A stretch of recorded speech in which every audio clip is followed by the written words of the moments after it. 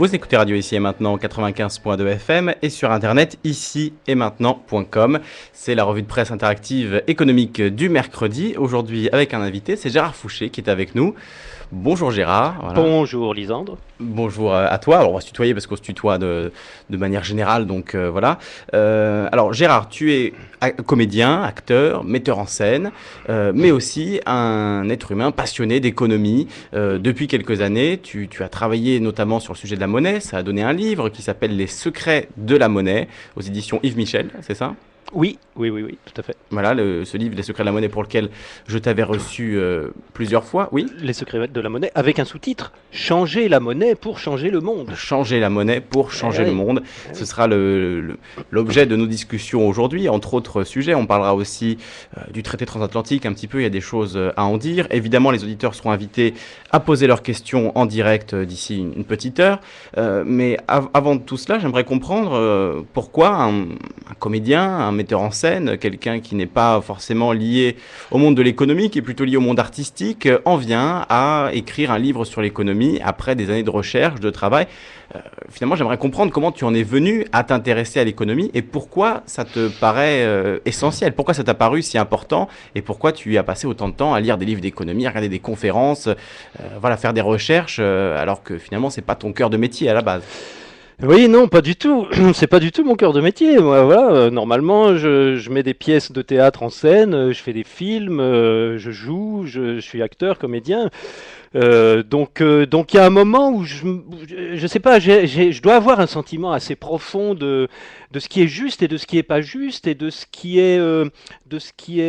nous oblige à faire des choses qu'on n'a pas envie de faire. Voilà, je pense que ça vient comme beaucoup de choses, de l'enfance, hein, tout simplement. J'ai eu la chance, ou la malchance, peu importe, d'avoir des parents qui m'ont toujours foutu une paix royale, qui m'ont toujours laissé être responsable de moi, prendre mes propres décisions. Je me souviens prendre le bus, j'avais au CP, CE1, je commençais à prendre le bus tout seul, j'apprenais mes leçons tout seul. Enfin voilà, j'ai rarement eu, ou très peu, j'ai aucun souvenir de contrôle, d'engueulade, d'ordre reçu, etc. Donc je me suis habitué très vite à être libre, à être responsable de moi, et puis à prendre les précautions qu'il fallait, à être prudent pour qu'il m'arrive pas de bêtises et que tout se passe bien. Et puis finalement, tout s'est pas trop mal passé du coup.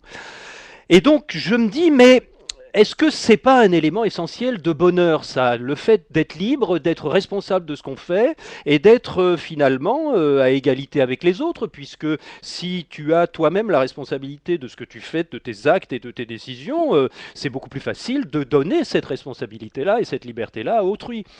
Donc, j'ai toujours vécu comme ça, d'une manière indépendante et responsable. Et donc, quand j'ai vu ce qui s'est passé là en 2008-2009, la crise, j'ai vu des gens qui avaient l'air de subir des choses qui leur étaient imposées par d'autres.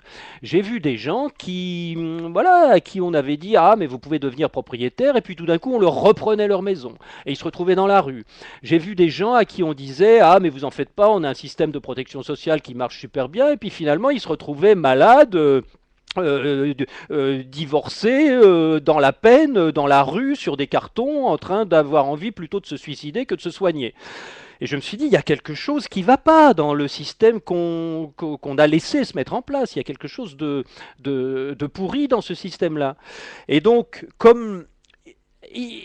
je me suis mis à réfléchir à ça, il m'a semblé tout de suite que la différence essentielle entre les gens qui ont les moyens d'avoir une certaine liberté, une certaine responsabilité de leurs décisions, et les gens qui n'ont pas les moyens d'exercer cette liberté-là, je me suis dit, il y a un élément essentiel, c'est le fait d'avoir de l'argent ou pas.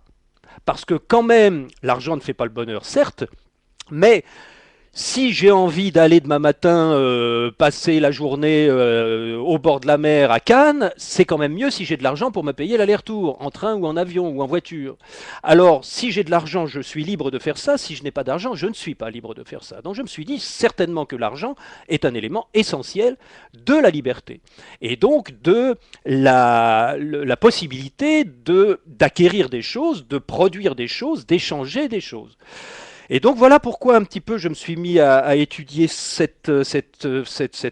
à étudier l'économie, parce que contrairement à ce que nous disent la plupart des économistes, qui nous disent mais la monnaie c'est simplement un voile qui recouvre des échanges sous-jacents et qui permet d'exercer, enfin de comptabiliser ces échanges-là, donc la monnaie c'est quelque chose de parfaitement neutre.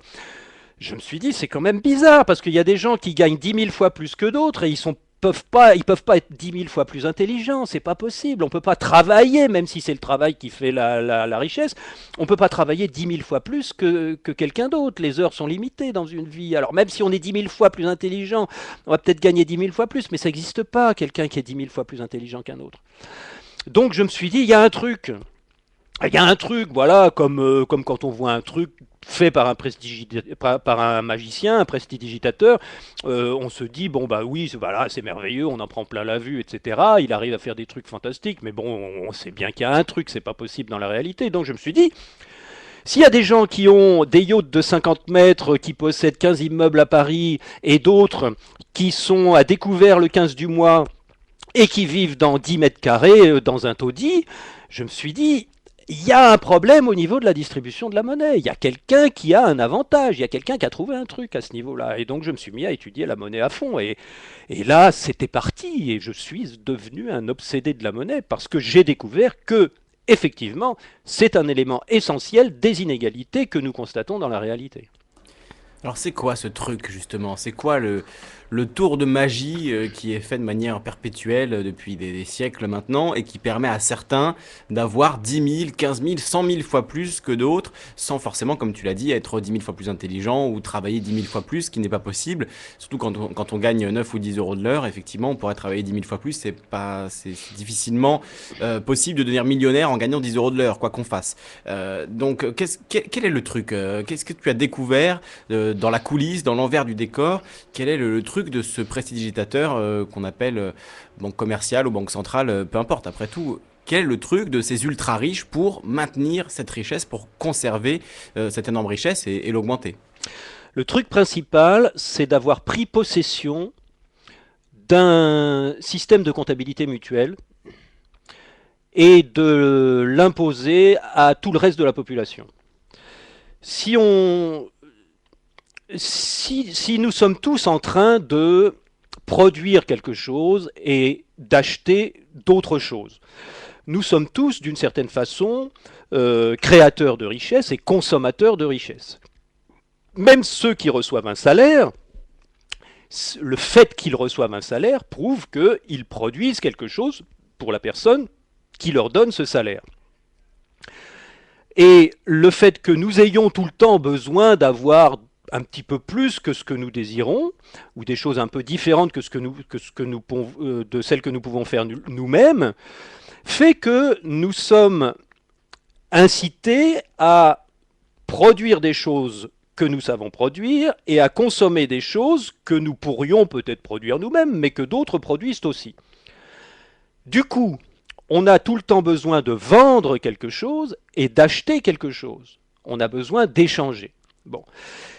Si on vivait dans un village où tout le monde se connaît, où tout le monde a des relations très proches, est-ce qu'on aurait besoin de comptabiliser nos échanges mutuels? Est-ce que si je viens chez toi boire un coup, boire l'apéro, est-ce que si je t'amène un cajot de tomates, tu vas noter sur un bout de papier, ah, Gérard m'a donné un cajot de tomates, faudra pas que j'oublie de lui rendre l'équivalent de ça un jour?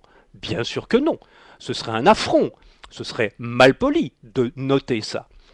Donc à quel moment est-ce qu'on a commencé à noter la valeur de ce qu'on se donnait et de ce qu'on recevait? Je pense, et les anthropologues à ce niveau-là nous renseignent très bien, parce que les anthropologues sont des gens qui étudient depuis des centaines d'années ce qui se passe dans les sociétés primitives, dans les sociétés évoluées, etc. Les anthropologues nous disent ça tient certainement à l'échelle de la population. Il y a forcément un moment où la démographie fait que nous sommes en contact avec des gens que nous connaissons de moins en moins. Et à partir de là, si je vais boire l'apéro chez quelqu'un que je ne connais pas encore, peut-être que pour créer une relation ou pour savoir où nous en sommes les uns par rapport aux autres, peut-être que si je lui donne quelque chose, peut-être que lui il va noter sur son petit carnet, ah il ne faut pas que j'oublie là Gérard que je ne connaissais pas avant, il m'a apporté un petit cajot de tomates, il faut que je le note quelque part parce que il faudra que j'aille le revoir un jour, bon on habite loin l'un de l'autre, mais quand j'irai le revoir, il ne faut pas que j'oublie d'amener quelque chose. Il ne faut pas que j'arrive les mains vides. Parce qu'il n'est pas venu les mains vides lui-même. Et peut-être que c'est le moment où on a commencé à noter, pour ne pas oublier tout simplement, sur des petits carnets, ce qu'on avait reçu et ce qu'on avait donné. Moi, de mon côté, si je lui ai donné un cajot de tomates, je peux très bien noter que je lui ai donné un cajot de tomates sur mon petit carnet. De manière à ce que quand il revienne et qu'il apporte quelque chose, je dise « Ah, bah c'est bien, il m'a pas oublié, on va peut-être construire une relation autour de nos échanges. C'est intéressant, c'est constructeur, c'est positif. » À partir de là, on se débrouille très bien tout seul. On peut très bien avoir chacun de notre côté notre petit carnet où on note ce qu'on a donné à tous les gens à qui on a donné et ce qu'on a reçu de tous les gens à qui on a reçu. Et donc on établit notre comptabilité mutuelle. Alors évidemment, la comptabilité mutuelle, on peut la noter dans le sens qu'on veut. Hein. Si moi je donne un cajot de tomates, je peux dire ah bah j'ai un cajot de tomates en moins, donc je vais mettre moins 10 tomates. Par contre, si on se place dans un système d'échange d'unités monétaires, on peut très bien dire j'ai donné un cajot de tomates, donc j'ai des tomates en moins, mais l'autre en face, il m'a peut-être donné des unités positives en échange de mon cajot de tomates. Donc à ce moment-là, je peux très bien noter plus 10 sur mon petit carnet, et l'autre en face peut noter moins 10.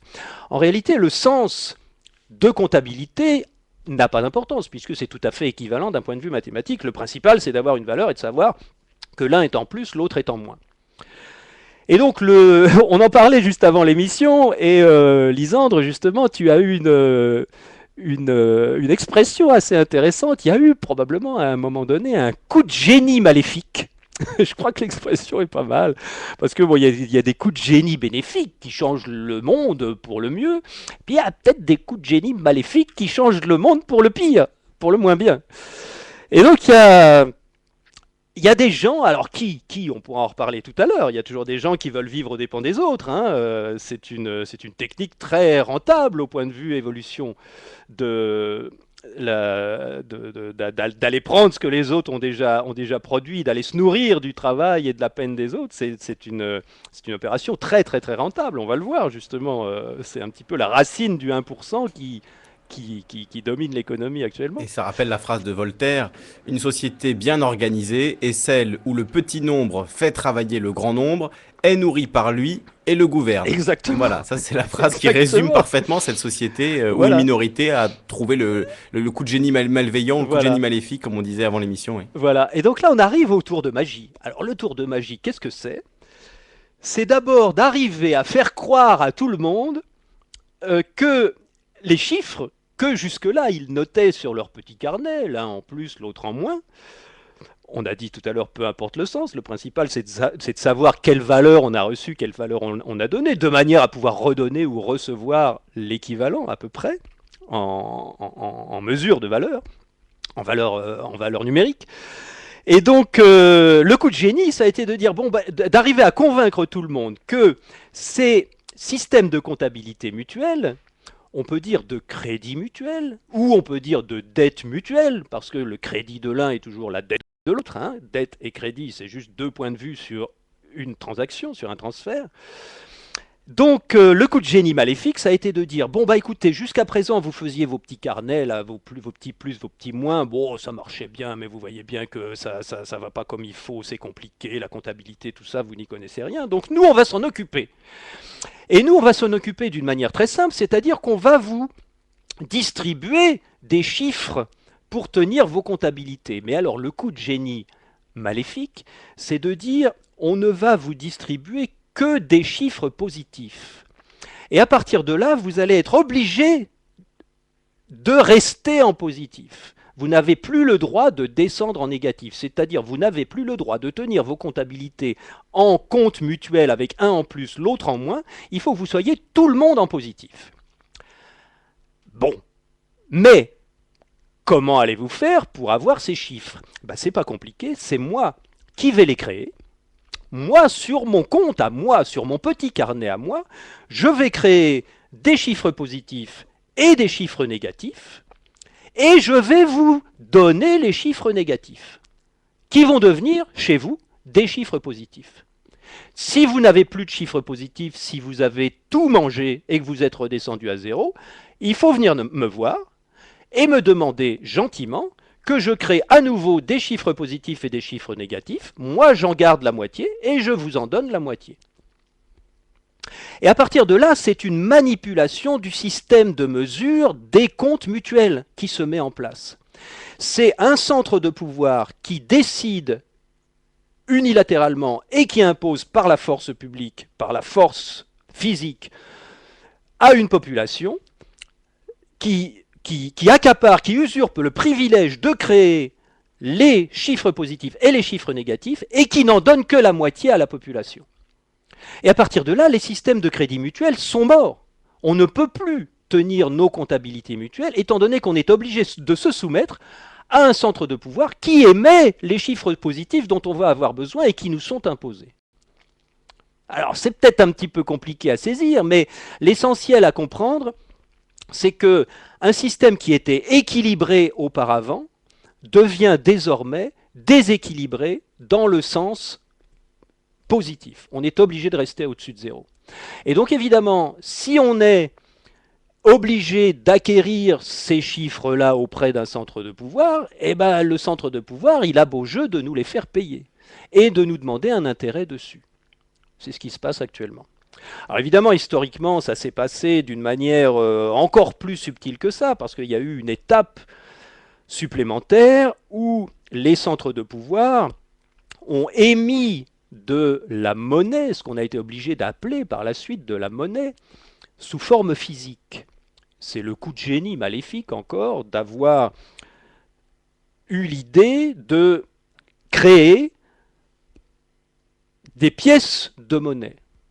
Alors, qu'est-ce que c'est qu'une pièce de monnaie au départ? Vous avez remarqué qu'en général, il y a l'effigie du chef sur une pièce de monnaie. Il y a le profil du roi, de l'empereur, du prince, de la cité chez les Grecs.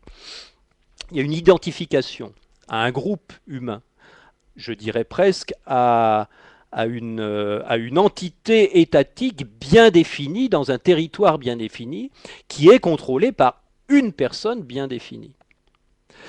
Et donc le coup de génie d'avoir créé la pièce de monnaie, c'est d'avoir eu l'idée de mettre la tête du chef sur une rondelle de métal, parce que c'est rien d'autre qu'une rondelle de métal, une rondelle de ferraille on pourrait dire, une pièce de monnaie, sur laquelle on met un chiffre, une valeur. Et le coup de génie de ça, c'est qu'une pièce de monnaie, ça ne peut pas être des chiffres négatifs. C'est forcément des chiffres positifs. Donc si je te paye avec une pièce de monnaie, tu ne peux pas la comptabiliser en négatif. Tu la comptabilises obligatoirement en positif. Et donc je peux te faire croire que si tu me donnes quelque chose et que je te donne, pour tenir ta comptabilité, quelque chose sur lequel est marqué 10, je peux te faire croire que tu as reçu quelque chose en échange. Et ça, c'est une arnaque fabuleuse. C'est une arnaque magnifique. Si tu es potier et que tu fabriques un pot, tu me donnes le pot, tu ne l'as plus. C'est toi qui as perdu de la richesse. Par contre, si j'ai des pièces de monnaie qui m'ont rien coûté à fabriquer et que je te les donne en échange, tu es fichu de croire que tu as reçu la même valeur que ce que tu m'as donné. Alors que moi, ça m'a rien coûté. Parce que l'idée, c'est qu'avec cette pièce de 10, on pourra acheter autre chose qu'un pot. On pourra acheter, comme par exemple, tu disais tout à l'heure, un cajot de tomates. Bien sûr. Du coup, celui qui fabrique des pots, certes, perd son pot, mais en échange reçoit une valeur qui va lui permettre d'acheter autre chose. Donc, il s'y retrouve, on peut dire. Ce qui fait, et c'est le coup de génie, ce qui fait que, sans le dire et sans faire le moindre effort, tu utilises la personne que tu as dupée afin qu'elle dupe elle-même à son tour ses amis Oui, et il y a un côté viral, Évidemment. tout le monde se retrouve infecté très vite, Tout et le c'est monde pour se ça retrouve. qu'on vit dans ce système aujourd'hui d'ailleurs. Exactement, c'est exactement ça. Parce que au départ, voilà comment ça s'est passé. Bon, ça, ce sont les anthropologues qui nous disent ça. C'est Marcel Mauss, c'est David Graeber, c'est Pierre Clastres. Enfin, tous les anthropologues qui ont fait des recherches là-dessus nous disent la même chose. Les monnaies dures comme ça, les monnaies positives, les monnaies sous forme de pièces, sont apparues simultanément sur toute la planète, à peu près entre moins 700 et moins 600 avant Jésus-Christ, simultanément en Chine, dans le bassin méditerranéen et en Inde. Il y a des centres de pouvoir, des princes, des rois, les premiers petits États qui ont eu l'idée d'imprimer la tronche du chef sur des rondelles de ferraille comme ça et de distribuer ça dans la population. Alors comment ça s'est fait? Ça s'est fait tout simplement par la force. Euh, le, le, le problème d'un individu qui, qui accapare le pouvoir, c'est que il ne peut pas tenir ce pouvoir-là dans une société libre s'il n'arrive pas à infecter une partie de la population. Parce que dans une société libre, c'est ce que nous disent les anthropologues, les populations mettent en place des contrôles extrêmement précis et je dirais même parfois violents pour empêcher que toute appropriation du pouvoir puisse se faire. On donne le pouvoir à un chef quand il a l'autorité technique d'exercer ce pouvoir, par exemple pour se battre contre une tribu étrangère qui vient nous massacrer. À ce moment-là, on dit au chef, bon là, allez, vas-y à fond, tu es technicien, tu es un guerrier, c'est toi qui prends les décisions, si tu veux, tu peux même nous obliger à à aller attaquer, à faire des choses comme ça, parce qu'on est en situation d'urgence. Par contre, dès que la situation d'urgence est passée, dans toutes les sociétés primitives libres, il y avait des systèmes extrêmement précis, extrêmement violents pour empêcher le chef de continuer à exercer ce pouvoir et de continuer à obliger les autres à faire ce qu'ils voulaient par la force. Ça pouvait aller jusqu'au meurtre.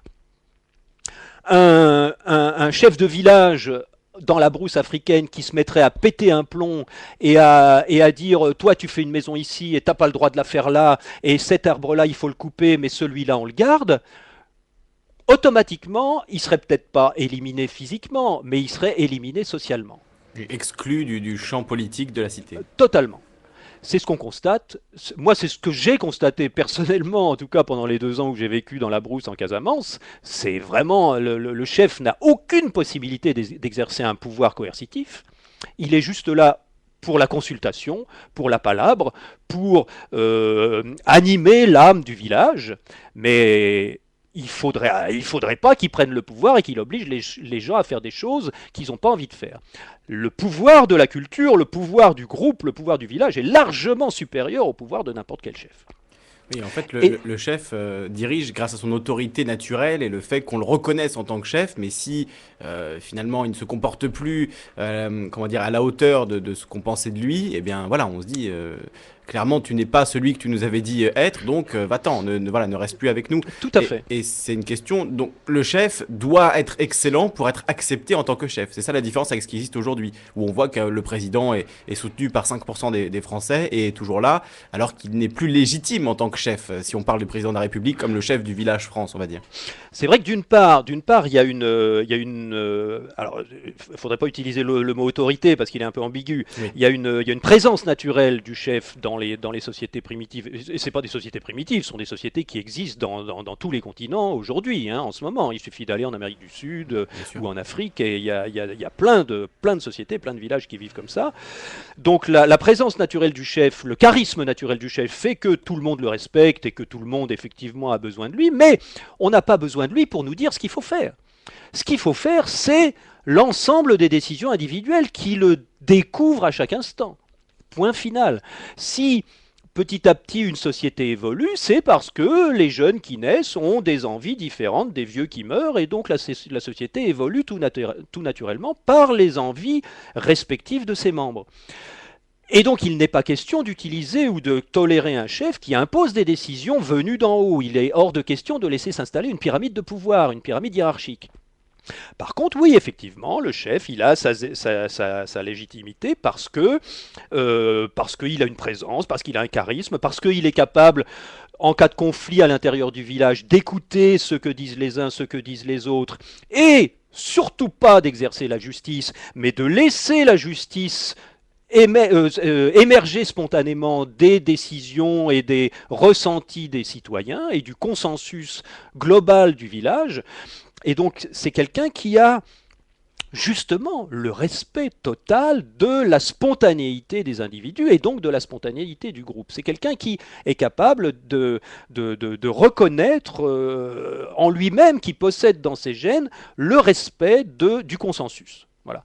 Donc ça c'est le chef ancestral, le chef tel qu'il existait. Mais dans ces chefs-là, forcément qu'à partir d'une certaine évolution de la démographie, il y a des moments où certains, évidemment, vont avoir envie de prolonger un état de guerre, un état d'urgence. Si une tribu voisine vient piller les jardins, on va lui dire, bon attends, là faut que tu nous expliques comment on va faire des lignes de défense, comment... Et là il a parfaitement le droit, il est parfaitement justifié à dire, bon bah écoute, toi tu vas chercher des lances, toi tu vas chercher des bouts de bois, on va faire une palissade, etc. Et là forcément que tout le monde est d'accord, puisqu'il a une capacité technique, un savoir que les autres n'ont pas. Donc on obéit à l'autorité naturelle de celui qui sait. De même que j'obéis à mon chirurgien quand il me dit de faire quelque chose avant une opération. Mais évidemment que ce pouvoir-là, ce pouvoir de décider à la place des autres, on sait maintenant que c'est quelque chose qui est plus addictif que la cocaïne. C'est quelque chose qui génère dans l'organisme humain, alors je ne me souviens plus du nom des endorphines, mais ça génère des choses très agréables et très puissantes, parce qu'effectivement, d'un point de vue évolution personnelle du chef, le fait de dominer tout le monde, évidemment, on peut prendre toutes les femelles, on peut avoir des descendances magnifiques, on peut accaparer des richesses, on peut en profiter pour favoriser la progression de son propre corps et la reproduction de ses propres spermatozoïdes. Donc évidemment, d'un point de vue naturel, c'est quelque chose de très récompensé au niveau cérebral. Le fait d'avoir du pouvoir et de pouvoir imposer aux autres ce qu'ils n'ont pas forcément envie de faire. Puis le fait de dire à quelqu'un fais ceci et il le fait, ça doit être effectivement assez addictif. On n'a pas envie que ça s'arrête. Exactement. Pas pour tout le monde, hein, je pense pas. Je pense qu'il y a une énorme majorité de gens pour qui c'est plutôt anti-jouissif que jouissif. Bien sûr. Mais il y a une petite partie des gens, voilà, on tombe sur un de temps en temps, les psychologues nous disent qu'il y a environ entre 1 et 3% de la population qui souffrent de qui peuvent tomber dans cette addiction-là. En général, ce sont des gens qui ont eu des petites enfances ou des périodes prénatales où l'empathie n'a pas pu, enfin le sens de l'empathie n'a pas pu se développer. Bon, ça, on peut revenir là-dessus si on veut plus tard. Donc, c'est pas forcément des gens, c'est pas forcément des gens maléfiques au départ. Enfin bref, il y a une petite partie de la population qui peut tomber là-dedans. De même qu'il y a une toute petite partie de la population qui peut tomber dans la cocaïne ou dans le crack ou dans l'alcool. C'est pas tout le monde. Et donc cette petite partie de la population-là, une fois qu'elle a goûté à ça, elle a envie que ça recommence, elle a envie que ça continue. Et donc le chef, qui tombe dans cette addiction-là, il a envie de conserver le pouvoir et il trouve tellement génial d'imposer ses propres décisions aux autres qui ne veulent pas le faire, qu'il a envie que ça continue. Donc la meilleure technique pour ça, c'est de faire peur. Et le meilleur moyen de faire peur, c'est de dire aux autres, y a des ennemis, il faut aller les dominer. C'est ce qu'on voit, hein, c'est tout simplement ce qui s'est passé. En gros, je pense, je suis pas dans la tête des dirigeants qui étaient en place à l'époque du déclenchement des guerres contre Saddam, Kadhafi, etc. Mais je pense que dans l'inconscient de ces gens-là, il y a forcément une partie qui se disent « Ah là là, je vais devenir un chef de guerre, tout le monde va me respecter ».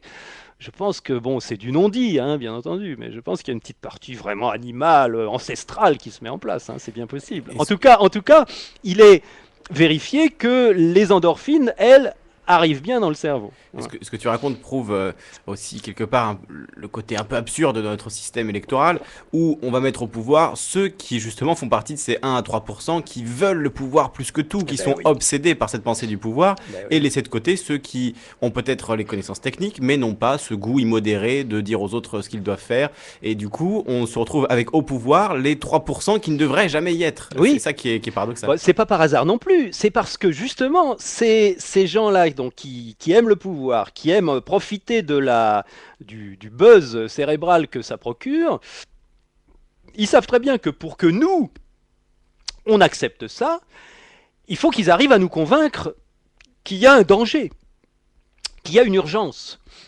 Et donc on en revient à l'évolution de la monnaie pour dire que le fait que cette petite partie de la population là, qui à un moment donné pète un plomb et se dit il faut que je continue à posséder ce pouvoir-là, eh bien la technique la plus facile, c'est de dire il y a un ennemi, nous sommes en danger, il faut se protéger et peut-être même qu'il faut attaquer.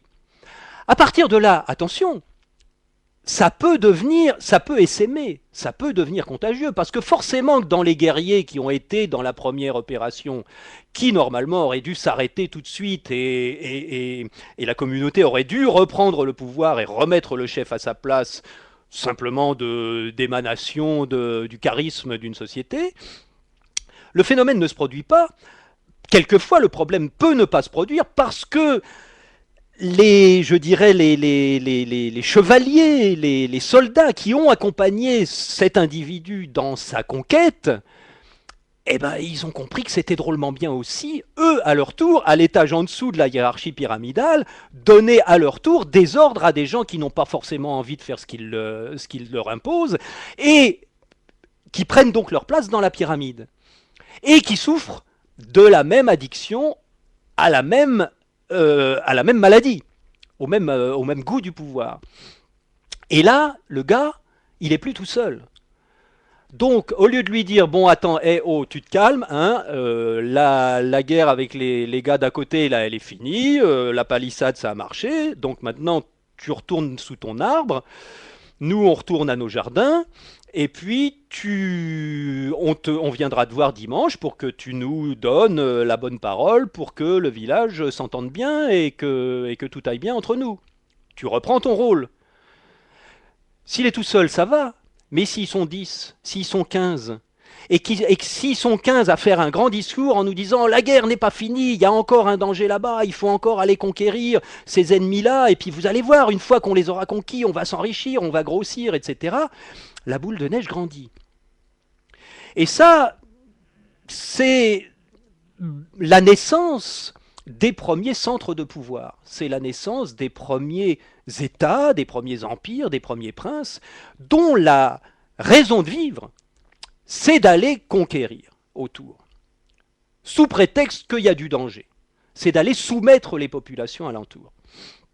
Et donc, les 10, les 15 premiers chevaliers, il y a des jeunes qui vont s'agglutiner, il y a des jeunes qui ont envie d'avoir ce pouvoir-là, qui ont envie d'aller conquérir aussi, qui ont envie d'aller violer des femmes dans les pays conquis, qui ont envie d'aller piller les richesses des pays conquis, qui ont envie d'aller faire travailler les gens des pays conquis pour ne rien faire à la maison. Il y a plein de gens, c'est quelque chose qui s'étend comme un virus, effectivement. Il y a quelque chose de viral là-dedans, comme dans la monnaie d'ailleurs. Et donc, ce phénomène-là, il s'impose évidemment par la force.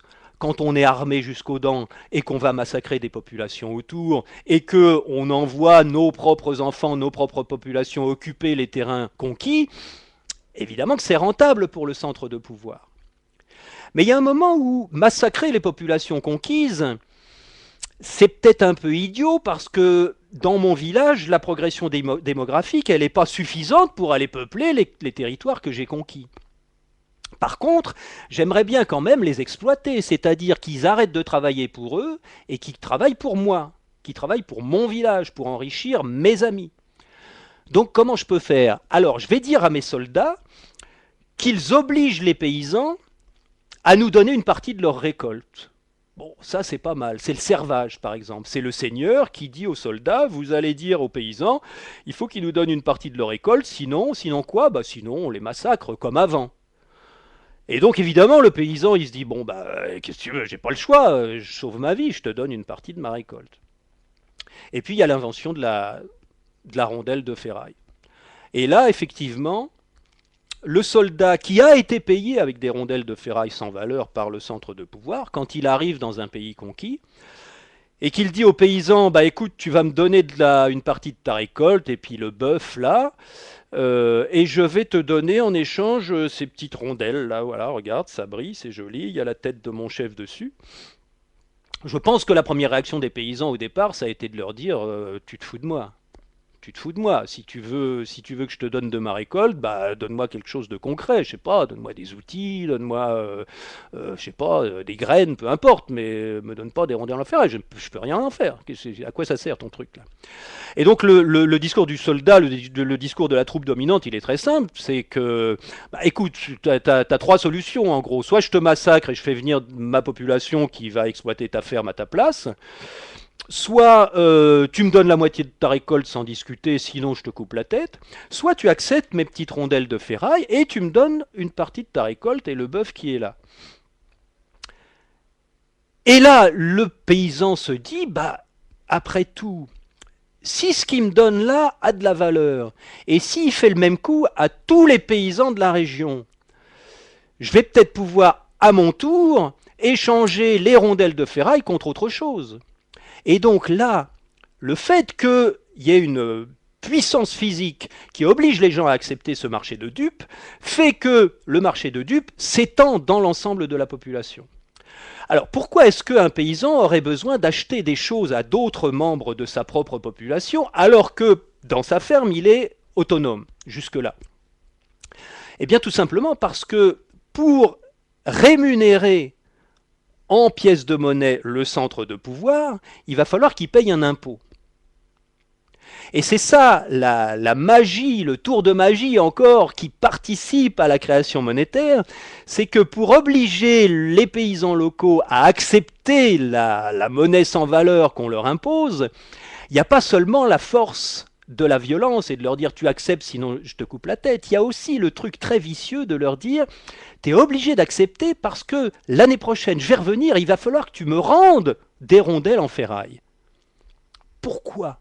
Pourquoi est-ce qu'un roi qui est capable de créer des rondelles en ferraille autant qu'il veut, puisqu'il a les esclaves, il a les mines, il a les tampons pour les imprimer, bon c'est sûr que moi j'ai vu les pièces en Grèce, les pièces romaines, etc. C'est des petites rondelles de bronze comme ça. C'est sûr que n'importe quel esclave avec le pain de bronze, bon, il devait en faire 1000 dans la journée, quoi, à peu près. Et bien entendu, la valeur des pièces était bien supérieure au travail qui est dedans. Bon. Donc, pourquoi est-ce que un centre de pouvoir, un roi qui a le pouvoir de créer de la monnaie autant qu'il veut, de créer des pièces autant qu'il veut, ira en demander l'année d'après sous forme d'impôt? Pourquoi ? Il peut en faire tant qu'il veut. Pourquoi est-ce qu'il en aurait besoin d'en reprendre ? Ben, c'est pour faire tourner le truc. C'est pour faire tourner la monnaie. C'est parce que s'il n'oblige pas les paysans à lui rendre de la monnaie, les paysans, ils n'en ont pas besoin de la monnaie. Mais il faut qu'ils en aient. Il faut forcément qu'ils en aient l'année prochaine pour payer l'impôt dans la même monnaie qu'on leur impose d'accepter. Ils ne peuvent pas faire autrement. Donc forcément, ils vont être obligés d'en garder de la monnaie. Ils vont être obligés d'en acquérir ailleurs. Donc ils vont être obligés de vendre des trucs à leurs propres amis et d'exiger de la monnaie en échange. Pour avoir de la monnaie pour eux, pour acheter ce qu'ils ne peuvent plus fabriquer, et pour avoir de la monnaie pour rendre au centre de pouvoir. Donc on est coincé. On est complètement coincé dans un système où la monnaie devient obligatoire, l'impôt devient obligatoire, et on est obligé de se spécialiser dans le truc qu'on sait le mieux faire. On ne peut plus être autonome, parce qu'il faut travailler plus pour payer plus. Alors, qu'est-ce qui est le plus utopique là-dedans? Un système sans monnaie ou un système où il y aurait une monnaie plus équitablement répartie? Je pense, on en parlera peut-être tout à l'heure, mais l'initiative suisse pour une monnaie pleine, je ne sais pas si tu en as entendu parler, oui, Ouais, on en dira un mot. André Jacobbeck a lancé d'ailleurs une pétition sur Havas sur le sujet, je pourrais la donner un peu plus tard. Donc, pour reprendre ma question, qu'est-ce qui est le plus utopique d'imaginer une société sans monnaie ou une société avec une monnaie qui ne serait pas aux mains des centres de pouvoir, comme tu le dis? Ce qui est utopique, c'est de croire qu'on va pouvoir continuer avec le système qu'on a. Voilà, Ça, c'est clair. ça c'est sûr que c'est utopique.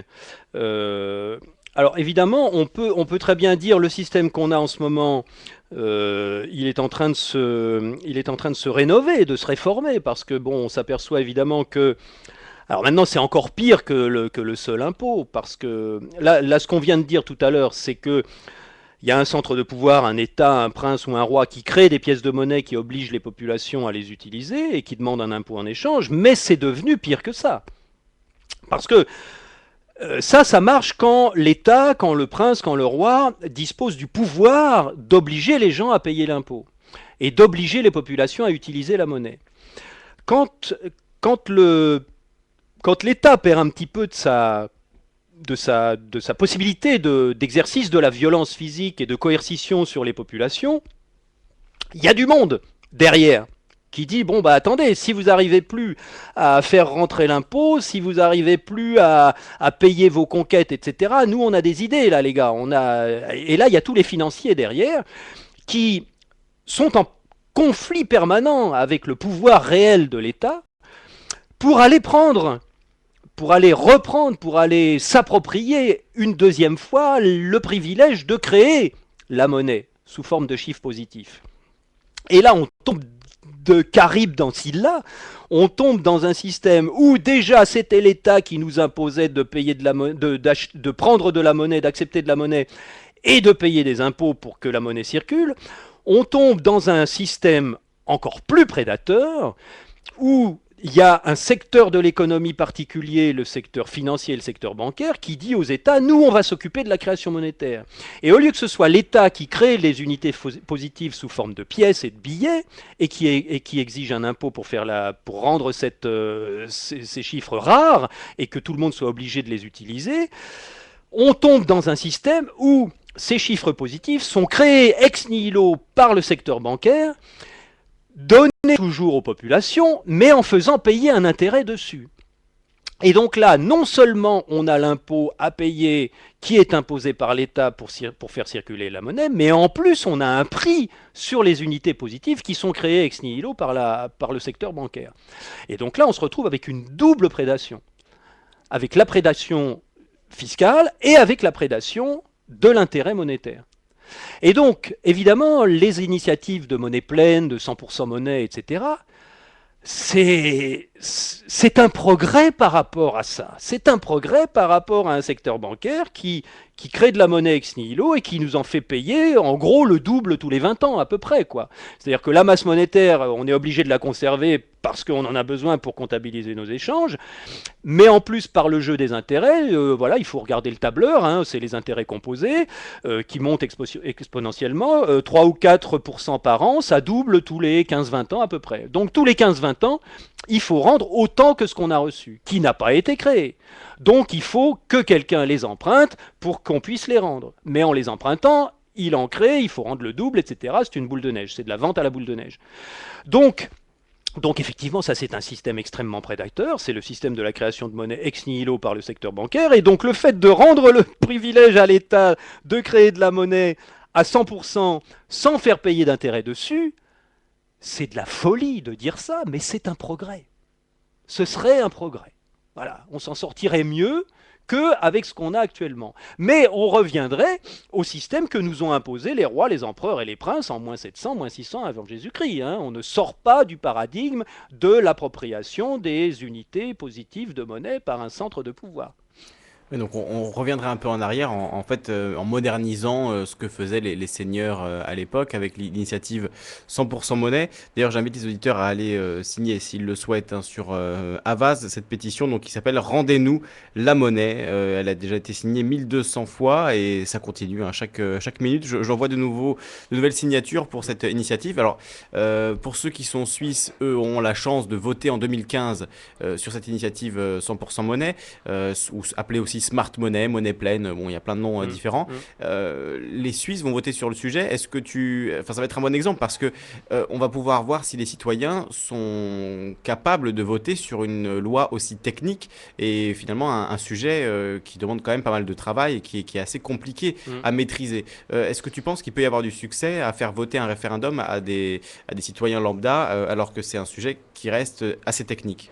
Oui, je pense. Oui, je pense que ça peut être un succès parce que ces derniers mois, ces dernières semaines, il y a vraiment un appétit de plus en plus important et une volonté de plus en plus profonde de comprendre les tenants et les aboutissements de la monnaie, la façon dont la monnaie a été usurpée par le pouvoir puis par le secteur bancaire et comment elle nous est distribuée à titre payant, là, maintenant, par le secteur bancaire, comment elles pourraient nous être distribuées à titre gratuit par un État.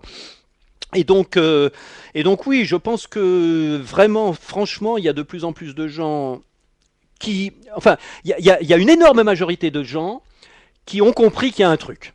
Voilà, moi c'est ce que je constate quand je fais des conférences. En début de conférence, pratiquement 100% des gens me disent on a bien l'impression vraiment qu'il y a quelque chose qui ne va pas. On est incapable de dire ce que c'est, mais on sent bien qu'il y a un truc qui ne va pas. Voilà, tout le monde est dans cette situation-là.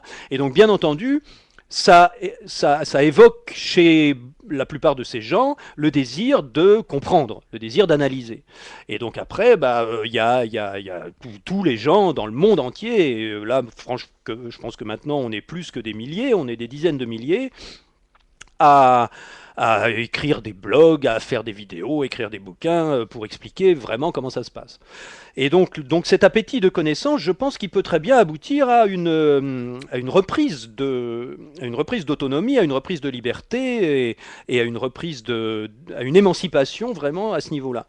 Maintenant, c'est tout à fait possible que les initiatives comme Volgeld en Suisse, comme 100% monnaie aux États-Unis, en Australie, comme la proposition d'André Jacolbec, le SMART, qui sont toutes fondées sur les mêmes principes. Il y a même des économistes qui travaillent au FMI et qui présentent à titre privé des solutions qui sont exactement similaires à tout ça. Ce sont des solutions des alternatives qu'on connaît depuis les années 30 et que des gens, même dans les siècles passés, avaient évoqué. Et donc, c'est un progrès relatif qui serait de redonner à l'État le pouvoir de frapper monnaie, tout simplement. C'est-à-dire de redonner au pouvoir central le privilège de frapper monnaie et d'imposer cette monnaie-là à tout le monde. Bon, est-ce que c'est vraiment un progrès? Non, mais ça peut être un progrès dans une certaine mesure. Ça peut être un progrès dans la mesure où la distribution d'unités positives, ne se fait plus à titre payant, avec un coût représenté par l'intérêt, et deux, où elle se ferait de manière symétrique et réciproque envers tous les citoyens. Voilà. Parce que le problème de la monnaie, c'est pas tellement le fait qu'elle est émise par un centre de pouvoir, c'est le fait qu'elle est émise au profit des gens qui entourent le centre de pouvoir. Et bien évident que si on repart sur une création monétaire à 100% par l'État, Volgeld, 100% monnaie, Smart, etc., et qu'on laisse aux politiciens le choix de dire « Ah, on va financer ça plutôt que ça », on n'a pas avancé. Parce que, évidemment, que les gens qui vont avoir le pouvoir de décider où va le crédit, c'est-à-dire où va le financement des choses, ils vont dire on va financer les choses où moi ça m'arrange, ou les choses où ça arrange mes copains, mes amis, ou les choses qui arrangent les sociétés qui contrôlent mon gouvernement. Donc là, on n'aura pas avancé d'un poil. On sera exactement dans le même principe, sauf que la monnaie ne nous coûtera pas les intérêts. Mais on n'est pas dans la liberté de la population, du citoyen, de décider ce qu'on finance ou ce qu'on ne finance pas.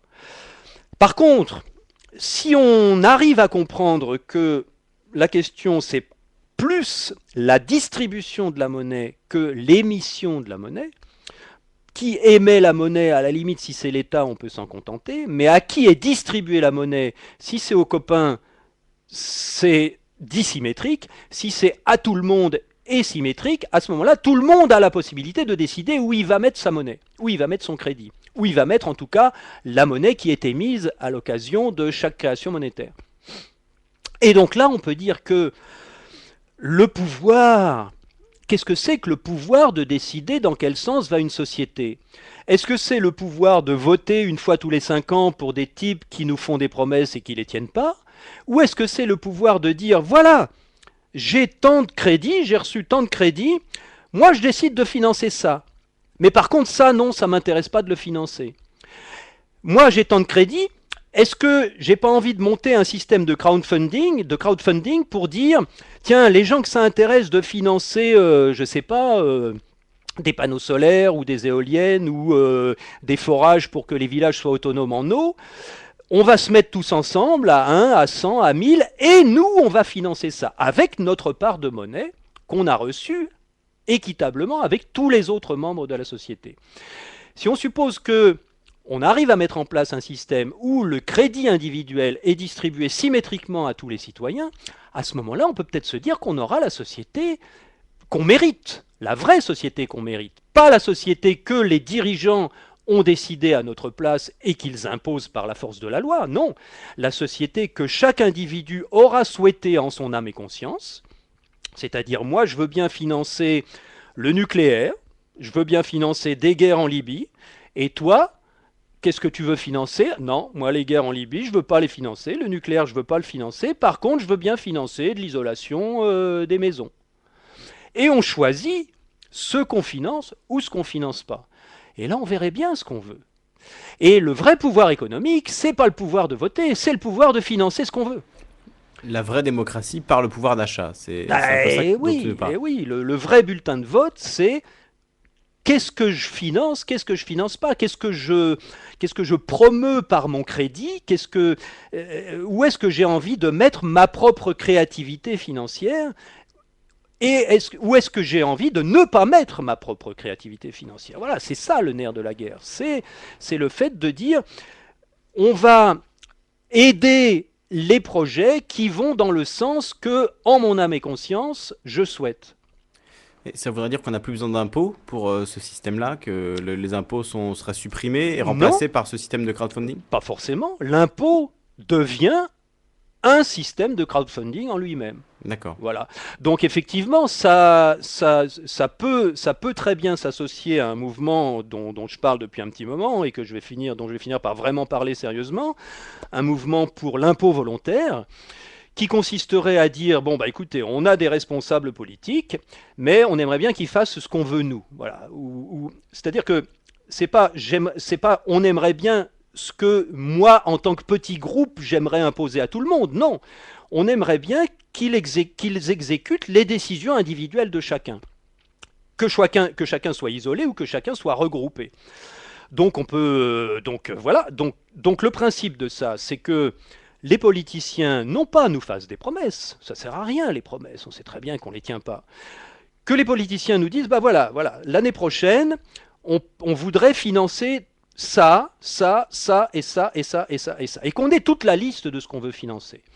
Les transports, on finance telle ligne de TGV à tel endroit. Les écoles, on finance tel programme.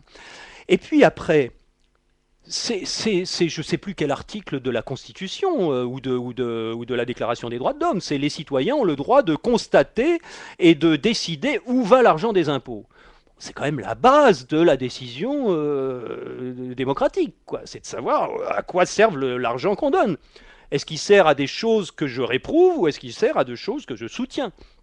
Donc, le mouvement pour un impôt volontaire, il est très simple.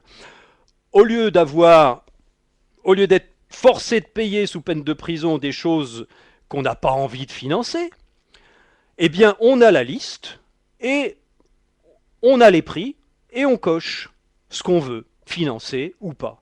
Et on envoie un chèque de ce qu'on a décidé de financer. Voilà. Donc c'est quelque chose qui est tout à fait, qui semblera, une fois que ça sera acquis, c'est quelque chose qui semblera tout à fait naturel et indispensable. Et on se demandera comment on a pu se laisser avoir à se faire obliger sous peine de prison de payer des choses qu'on n'a jamais décidées.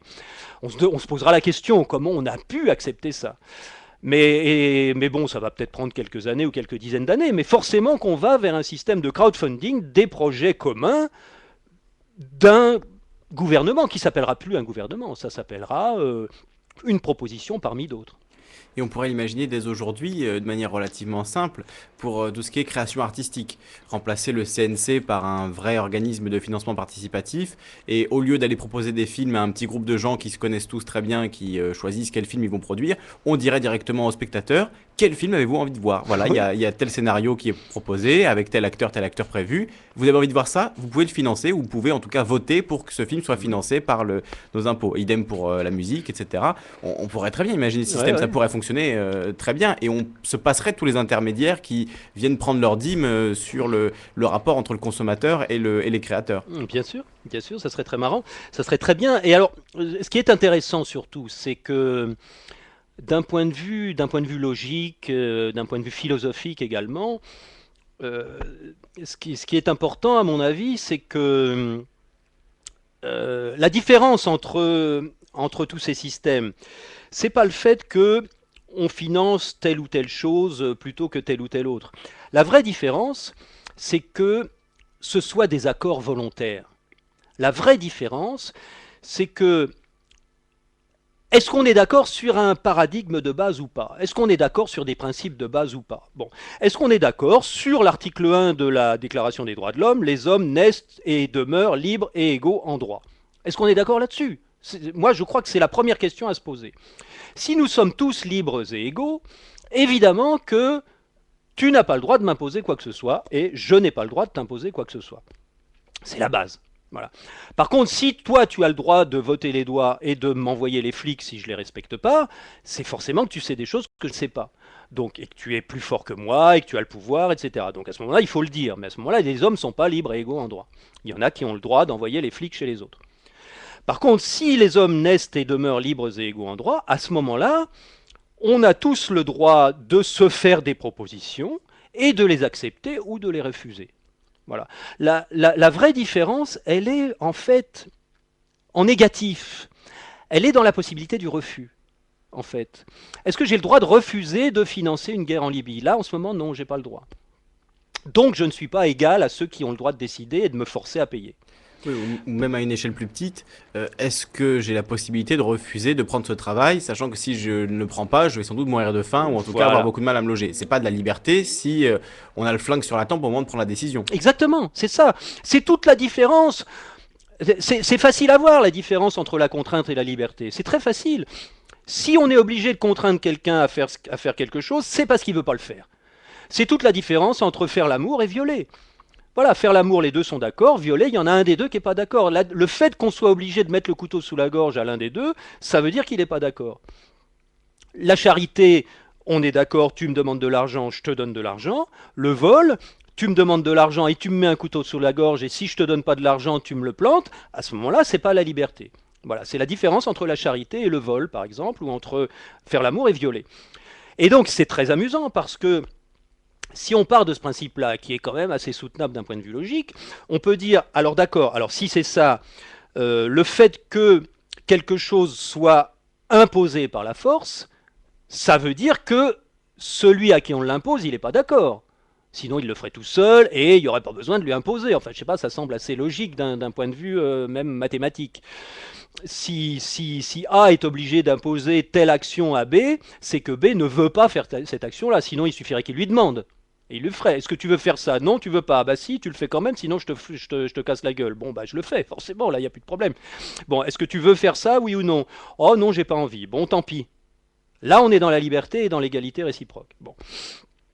Et alors, on pourrait dire que tout ce qui nous est imposé par la contrainte, par la force, si je refuse de payer mes impôts, si je refuse de financer tel ou tel truc, qu'est-ce qui se passe? Alors il y a eu une époque où, quand on refusait de payer quelque chose qu'on n'avait pas envie de payer, l'État nous envoyait un huissier et un commissaire de police. Il y a peut-être des gens qui nous écoutent qui ont connu ça. Il y avait un serrurier qui venait avec un huissier et un commissaire de police qui venait chez vous, que vous soyez là ou pas. Le serrurier forçait la serrure, rentrait avec le commissaire de police et l'huissier, et il faisait, en votre présence ou non, l'inventaire de tous vos meubles, de tous vos biens, et il les mettait en vente à l'hôtel des ventes. Il vous laissait une table, 4 chaises, un lit, le minimum vital, et il revendait vos meubles de manière à payer votre dette, que ce soit une dette fiscale ou une dette même de quelque chose que vous aviez acheté et que vous n'aviez plus les moyens de payer. Et donc ça, voilà, bon, là c'était vraiment la contrainte physique qui s'exerçait, parce que si vous étiez là et que vous disiez non, vous rentrez pas chez moi, je suis chez moi, c'est ma propriété, je vous interdis de rentrer, et que vous vous défendiez par la force, vous étiez descendu par le mec qui était armé. Bon. Alors maintenant, c'est devenu un petit peu subtil. Maintenant, le pouvoir se sert directement sur les comptes en banque.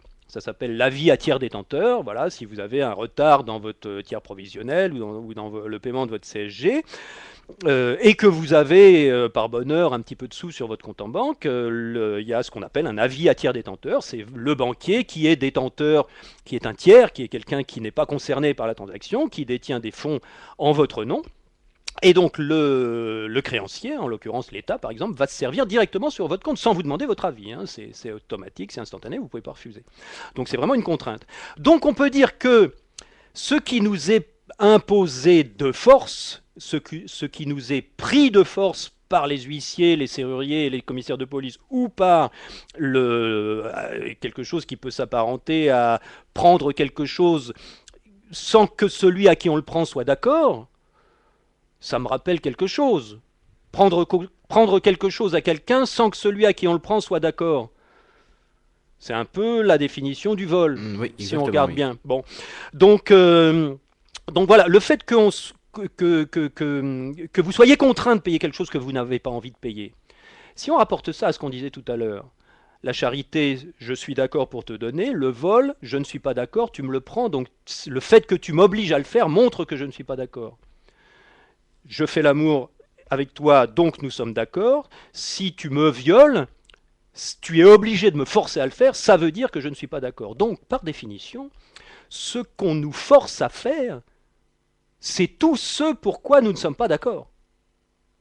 Et donc, si on y réfléchit, puisque l'impôt est obligatoire et nous oblige de force à financer l'ensemble de ce qui est décidé par les dirigeants, l'impôt représente tout ce pourquoi nous ne sommes pas d'accord.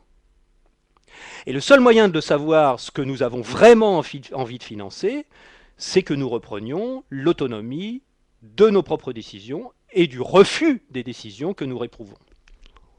Alors, on va voir le standard pour prendre les questions des auditeurs en direct sur Radio Ici et Maintenant au 08 92 23 95 20. Si vous souhaitez poser vos questions à Gérard Fouché au sujet de la monnaie, de l'économie actuelle, peut-être des décisions de la BCE aussi qui ont été prises la semaine dernière, on va sans doute en dire un mot. C'est, je pense, intéressant de s'arrêter là-dessus avec ton point de vue, Gérard, avec voilà, ta vision des choses. On va parler aussi du TAFTA, on avait dit qu'on en parlerait, donc ce sera un des sujets de discussion. Et on va continuer évidemment à parler d'économie et de monnaie. Voilà, on va parler de ce livre que tu montres à la caméra de Yves Michel, Europe, États-Unis, les enjeux de l'accord de libre-échange. C'est aux éditions Yves Michel. Tu peux me rappeler le nom de l'auteur? C'est un petit livre qui a été édité chez Yves Michel, donc, qui est écrit par Daniel Favary, qui s'appelle Europe, États-Unis, les enjeux de l'accord de libre-échange, les coulisses du TAFTA. Donc voilà, c'est un petit bouquin très informatif sur justement les tenants et les aboutissements du traité transatlantique de libre-échange. On en parle juste après la pause musicale, sans doute avec des auditeurs et avec Gérard Fouché, qui est notre invité aujourd'hui, acteur, metteur en scène et aussi citoyen engagé, passionné d'économie. On discute aujourd'hui avec lui et je rappelle aussi qu'il est l'auteur du livre Les secrets de la monnaie, changeons la monnaie pour changer le monde, aux éditions Yves Michel. Ah, nouvelle édition, c'est pas celle que j'avais, celle que tu es en train de montrer. Voilà, Les secrets de la monnaie, changer la monnaie pour changer le monde, avec Gérard Fouché aujourd'hui sur Radio Ici et Maintenant. 08 92 23 95 20 pour intervenir en direct. Je répète, 08 92 23 95 20.